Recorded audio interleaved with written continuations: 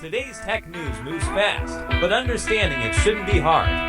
That's why Snarful Solutions Group brings you Connecting the Dots, where we break down what's happening in tech and why it matters to you. Now, let's dive in with your hosts. Welcome, everyone, to Connecting the Dots. I'm Alex. And I'm Morgan. Great to be here with you today. Today, we're looking at how AI is becoming the new way we interact with, well, everything. It's less about clicking icons and more about letting the AI drive. Exactly. And setting the scene, today is Wednesday, October 22nd, 2025. Here in Sacramento, mostly cloudy skies, looking at a high around 70 degrees Fahrenheit today. Pretty pleasant. Nice fall weather. How are the markets looking? Anything dramatic? You know, not really on the surface. The Dow Jones is down just a tiny bit, about 0.23%. Okay. Same story for the S&P 500, also slightly down 0.14%. And Bitcoin, following that trend, down about 0.5% today, continuing a bit of a dip this week, down around 2.5% overall for the week. So minor moves, looks calm, but as you said, maybe that's deceiving given what's brewing underneath in tech. That's exactly right. Big shifts are happening behind these quiet numbers. Before we get into those big shifts, though, let's quickly thank our sponsor, Old Glory. If you're already thinking about holiday gifts, maybe for that tech friend who seems to have every gadget under the sun. Always a tough one. Right. Check out Old Glory. They've got fantastic music and sports fan merchandise, really iconic stuff. And you can get 15% off your entire order using the promo code SNARFUL. That's SNARFUL. Find them at oldglory.com. Great place for unique gifts. Definitely. Okay, so let's dive into the Morning Star. That's our Snarful Tech article report. We've got 3 big stories today. Yeah, and they all kind of connect, pointing towards this idea of AI agents taking over interfaces. First up, a pretty major move from OpenAI. They've launched a brand new web browser. That's right. It's called ChatGPT Atlas. Initially just for macOS, but Windows, iOS, and Android versions are apparently coming soon.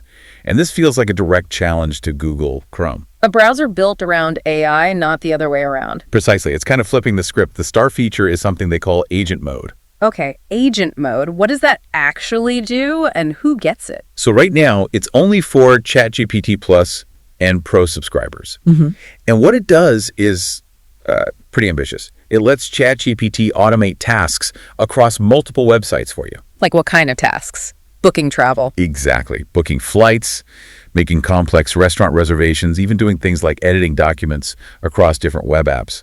It builds on some earlier concepts they had, like Operator and ChatGPT Agent, but this seems much more integrated. Wow. Okay, so it's like having a little AI assistant actually doing stuff in the browser, not just answering questions. Right. And the interface reflects that. There's a default split-screen view, the companion, showing the web page on one side and the ongoing ChatGPT conversation on the other. Keeps the context visible. That makes sense.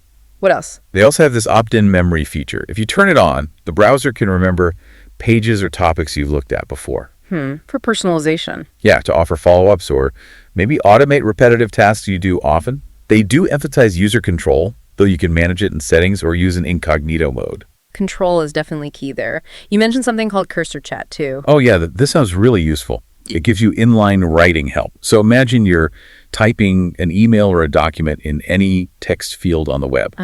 Cursor chat can pop up and help you rephrase or tidy up a sentence right there without you having to copy and paste it into ChatGPT separately. Okay, that could save a lot of time. I mean, constantly tweaking sentences.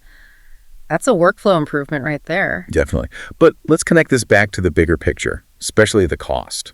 Right. Agent mode is only for paying users. And OpenAI CEO Sam Altman hinted that future features, especially the really compute-intensive ones, might get even more expensive. And possibly restricted to that top pro tier initially, simply because running these powerful AI agents costs a lot. So the implication for you, the listener, is that the most powerful AI automation might not be part of the standard, say, $20 a month subscription. It could become a premium service tier. Exactly. It sets up a potential future where the best AI capabilities cost significantly more, which, makes sense from their end given the resource costs. Sure. This whole thing is definitely heating up the AI browser wars. Yeah, you've got Perplexity with their Comet browser, Google planning to put Gemini deeper into Chrome for similar tasks. Everyone wants to own this AI layer. It's the race for the command layer, absolutely. Who controls the agent that controls your web experience? Which raises that trust issue again, doesn't it? If the AI is booking things for me, how do I know it's getting the best deal for me and not just pushing a partner? That's the central tension. Convenience versus transparency and control. You're handing over a lot of autonomy. Okay, so that's the AI taking over the browser. Let's shift gears to AI entering the physical world. Story number 2. Right. Samsung. They've officially launched their high-end mixed reality headset. It's called the Galaxy XR. The one they teased as Project Mohan for a while. That's the one. Yeah. It's priced at $799, so definitely premium.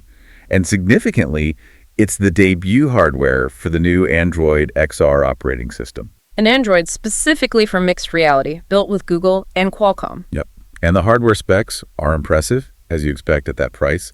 Dual 4K micro OLED displays, 3,552 by 3,840 pixels per eye, 109-degree field of view. Pretty sharp visuals. How's the design? Is it like Apple's Vision Pro? It follows a similar philosophy, yeah. High-res color pass-through so you can see the real world. But Samsung is emphasizing that it's lighter, 545 grams for the headset itself. Lighter is good, but still pretty hefty for your head. Is there a battery pack? There is, yeah.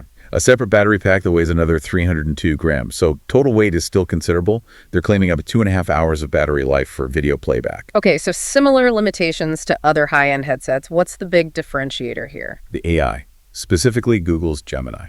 Ah, so they're leaning heavily on Google's AI. Totally. They're positioning Android XR as being built for the Gemini era. Gemini Live is integrated right into the system software. It acts as an AI companion. How does that work? Does it see what you see? Yes. Using those pass-through cameras, it understands your surroundings. You can interact hands-free, using your voice, hand gestures, eye tracking, letting Gemini help you navigate and control things. So the AI becomes the main interface layer for the headset itself. Exactly. It ties the whole experience together. You get access to Google Play apps, some redesigned Google apps like Maps, YouTube, Photos. Plus, they mentioned over 50 new XR-specific experiences from partners like Adobe and Calm. What kind of experiences are we talking about? Things like exploring Google Maps in immersive 3D, watching YouTube on a giant virtual screen, but also more advanced stuff using the AI and spatial features. Like what? They showed converting a regular 2D YouTube video, like an NBA game, into a 3D spatial experience in real time. Or taking old black and white family photos and having the AI colorize and animate them spatially. Wow. Okay. That sounds genuinely cool. The focus here really seems to be Immersion. That's the key word. This headset is designed to take you out of your current reality and put you into a very convincing digital one. It's Samsung's big play against Apple's spatial computing vision. But at nearly $1,800, plus the weight, plus the separate battery, is this really for consumers right now? Or is it more for developers and early adopters? Seems like a stepping stone. I think you've hit it exactly. It feels like a gateway, which leads perfectly into our third story today. Ah, so Samsung wasn't done after unveiling the headset. Not at all. During the same event, they confirmed they are also actively working on AI-powered smart glasses, also running on that Android XR platform. Okay, now we're talking about something potentially more mainstream, like Meta's Ray-Bans, but with Google's AI built in. That seems to be the idea. Yeah. And they acknowledge that glasses are fashion items, very personal. So they're partnering with two fashion brands right off the bat. Who are they working with?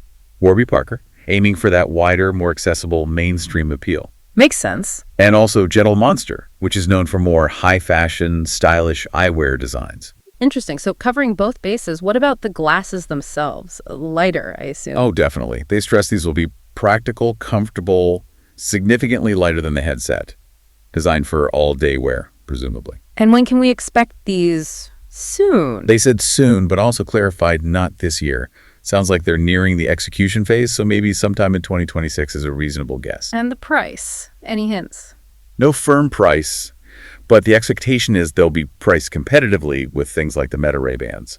So maybe in the $700, $800 ballpark, much more accessible than the headset. Right. So if we connect the dots here, the big, expensive Galaxy XR headset is like the showcase. Exactly. It's the gateway device. It proves the Android XR platform and the Gemini integration work, and it gets developers and enthusiasts on board. But the smart glasses, those are the real goal for everyday use. That seems to be the strategy. The glasses are the true destination because they solve the wearability and likely the price problem for mass adoption. And this brings us back to that core difference in purpose, right? Precisely. The headset is for immersion, taking you out of the real world. The glasses are for utility, adding information to the real world. Nobody's walking down the street wearing the Galaxy XR headset for their commute. Probably not, no. but they might wear stylish glasses that subtly overlay directions from Google Maps or let them use Circle to search just by looking and gesturing. And the common thread tying the immersive headset and the utilitarian glasses together is Gemini. Google's AI acts as that consistent layer. Whether you're fully immersed in a virtual world or just getting glanceable info overlaid on your real-world view, the AI is the co-pilot, the command interface. It's positioning AI as the fundamental way we'll interact with computing moving forward. fascinating stuff. A whole new interaction model emerging. Definitely. Okay, before we wrap up with a final thought, let's give a quick mention to our other sponsor, Scony. Ah, yes. Scony. For the golfers out there. If you love hitting the links, Scony makes premium golf shoes. They really focus on blending top performance with a pretty sharp style. They look great. And again, you can use that same promo code SNARFUL, that's SNARFUL, at checkout. Yep, use code SNARFUL and get 15% off your entire purchase. You can find them at scony.com. That's SKONI.com. Excellent gear. Okay, so let's quickly recap the big takeaways from today. 3 key stories pointing to a major shift. First, OpenAI's Atlas browser. It puts an AI agent right into your browser, ready to automate complex tasks for you. But it also raises questions about, future costs and who's really in control of the algorithms. Right. Second, Samsung's Galaxy XR headset arrived. It's the launch vehicle for Android XR and showcases deep Gemini AI integration for high-end immersive experiences. But it's likely a stepping stone due to price and bulk. And that leads to the third point. Yeah. Samsung confirmed smart glasses are coming. These aim to be the everyday device, focusing on utility using that same AI to add context to your real world, likely in partnership with fashion brands and at a more accessible price point. So the headset immerses you, the glasses assist you, and AI is the engine driving both. That's the common thread. Which brings us to the final thought for you to consider today. All right, leave us with something to chew on.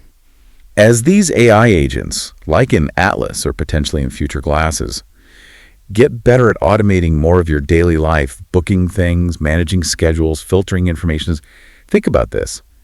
How much control and personal agency are you actually willing to give up for that convenience? And when the AI is constantly working, optimizing, maybe even making decisions in the background, what does hitting the stop button really mean? Can you truly stop it? Or just pause the explicit interaction? That's a deep question. Where does the automation end and our own decision-making begin, especially when it's seamlessly integrated? Lots to think about there. Indeed. Well, that's all the time we have for today. Remember, we're here to help at Snarful, so reach out on our website if you have any more questions. Thanks for tuning in. That's a wrap on today's top stories. Remember, tech doesn't have to be complicated, and we're here to help connect the dots. If you've got questions or want to learn more, visit us at snarful.com. Thanks for listening, and we'll catch you next time.